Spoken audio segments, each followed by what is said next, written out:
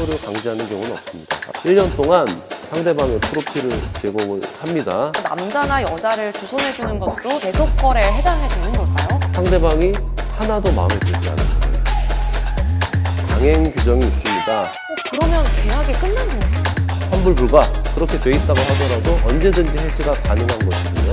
할인전 금액으로 환불이 적용돼서 줄 돈이 없다고 하는데 해지에도 환불이 없다는 상담이 많이 들어요. 심리 상담이나 부부 상담 같은 경우도 위약금이 발생합니다. 선영님처럼 그렇게 하면 도둑이라 그러겠죠. 네. 그럼 변호사님, 저희 다음으로는 어떤 환불을 알려주실 건가요? 네, 다음은 환불왕이 되기 어려운 부분, 법률적으로 보장받지 못하는 부분이 어떤 점이 있는지 좀 말씀을 드리려고 합니다. 이 환불왕이 어려운 거군요. 네, 그렇습니다. 혹시 선영님 백화점이나 명품 매장 좋아하십니까? 네, 아주 좋아합니다. 그렇군요. 명품을 백화점에서 사는 경우도 있고요. 아웃렛에서 사는 경우도 있어요. 아무래도 아웃렛은 백화점보다는 좀 싸니까 아웃렛 가서도 많이들 구매를 하시고요. 백화점이나 아울렛에서도 환불이 가능한가요? 네, 아쉽지만 우리 법률상 오프라인에서의 상품 판매에 대해서는 온라인만큼 소비자를 보호하지 않습니다. 강제력이 없다는 것이고요. 그래서 각 백화점이나 업체들마다 정해놓은 기준에 따라서 환불이 이루어지고 있습니다. 네, 안타깝습니다. 보통 그 기준이 어떻게 될까요? 그 업체마다 다르지만 보통 7일을 기준으로 구입처에서 환불을 해주고 있는 것으로 보입니다. 다만 이 경우에도 신선식품이나 훼손 또는 변질되거나 사용한 제품은 환불이 어렵습니다. 그런데 가끔 기사를 보면 백화점이나 마트에서 과일이나 식품을 사서 먹은 다음에 환불을 요구하는 사람도 있다고 들었어요. 이런 경우는 어떤 건가요? 제가 자세한 사실관계는 모르지만 단순히 과일을 환불해 달라는 것이 아니라 해당 과일에 무슨 문제가 있거나 상했다고 하는 경우가 아닐까 합니다. 그래서 업체마다 기준이 다르다고 한 것이고요. 어떤 곳은 과일을 다 먹어도 환불을 해주는 곳이 있고, 그런데 악용하는 소비자들이 있다는 점이 문제라고 보입니다. 그렇군요. 선영님 또 아웃렛에서 물건 사 보셨습니까? 너무 좋아합니다. 네. 아웃렛은 백화점이랑 달리 영수증에 어떤 도장을 탕 찍어주는 경우가 있습니다. 혹시 알고 계실까요? 네, 저 알아요. 교환 환불 불가라고 딱 적혀져 있어요. 네, 선영님 진짜 쇼핑을 좋아하시나 봐요. 네.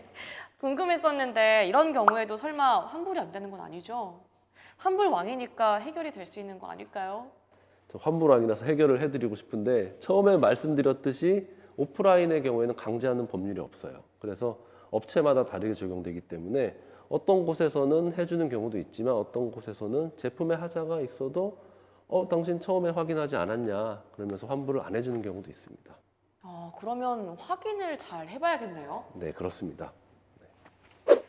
그리고 요즘 중고나라나 당근마켓에서 직접 많이들 사잖아요. 변호사님도 많이 이용해보셨나요? 네, 저는 애들 옷 작아지면 와이프가 시켜서 팔기도 하고요.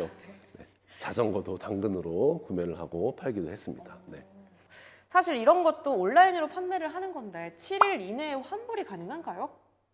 안타깝지만 전자상거래에 관한 법률은 통신판매업자와 소비자 간의 관계를 규율하는 것이고요. 따라서 판매업자가 아닌 일반인들 사이의 거래는 적용되지 않습니다. 따라서 무조건적으로 7일 이내 환불은 어렵습니다. 그렇기 때문에 사람들끼리 분쟁이 많이 발생하기도 합니다. 그러면 물건에 하자가 있어도 환불이 안 되나요? 네, 일반인 사이의 거래는 민법상 하자 담보 책임에 관한 법률이 적용이 돼서 하자가 있다면 환불이 가능합니다. 그런데 하자 여부에 대해서는 다툼이 있을 수도 있고요. 중고거래의 특성이 있어서 좀 애매한 부분이 있습니다. 정말 대답도 애매하게 하시네요. 어쩔 수 없는 것이 결국 당사자들 사이에 해결이 안 되면 법원에서 판결을 받아야 하거든요. 하자인지 여부에 대해서요. 그런데 소액이라면 실제로 소송을 하기가 쉽지가 않죠. 그러면 또 많이들 문의하는 경우가 어떤 게 있을까요? 네, 온라인으로 마케팅 계약을 하는 경우가 많이 있습니다. 홍보나 블로그, 기타 SNS 광고의 경우에 그렇게들 많이 하시는데요. 이 부분은 소비자로서 계약을 하는 경우가 아니라서 전자상거래법에 적용을 받지 못합니다. 그러면 광고나 홍보 계약을 하는 업체와 광고를 의뢰한 업체 간의 계약은 보호를 받지 못하나요? 네, 그렇습니다. 이 소비자법 자체가 소비자를 보호하기 위한 법률이기 때문에 최종 소비자가 아니라 최종 소비자를 유인하기 위한 광고 계약은 전자상거래법상 적용 대상이 아닙니다. 네, 잘 알겠습니다. 오늘 이 자리를 빌어서 도움이 되는 말씀 해주셔서 너무 감사드립니다. 네, 저 역시 아주 즐거운 시간이었습니다. 네. 이게 혹시 유튜브 올라간다고 알고 있는데 혹시 조회수 많이 나오면 선영님 뭐 출연료를 더 아니요, 받지 않습니다. 혹시 뭐 받으시나요? 저도 받지 않고요. 저는 이제 다만 그런 그 조회수가 10,000건이 넘으면 저희 이렇게 회식을 하기로 했고요. 회식 비용은 제가 내는 걸로 했습니다. 네, 그러면 한마디 한번 부탁드릴게요. 마이너스 옵션이긴 하지만 그래도 조회수가 많이 나와서 많은 분들께 도움이 되면 좋겠습니다. 네, 감사합니다. 네, 감사합니다. 네, 심재문 변호사님 말씀처럼 오늘 많은 도움이 되셨나요? 인천의 불공정 피해에 대한 상담과 피해 구제를 지원하는 기관이 있습니다. 바로 인천광역시 공정거래지원센터인데요. 오늘 내용과 관련된 법률 문제가 생겼을 때 혼자 고민하지 마시고 변호사 등 전문가들과 함께 해결해 보시면 좋겠습니다. 좀 더 자세한 내용은 더보기를 클릭하셔서 참고해 주세요. 공정하고 상생하는 도시 인천을 응원합니다. 고맙습니다. 영상이 도움이 되셨다면 좋아요와 구독 부탁드릴게요.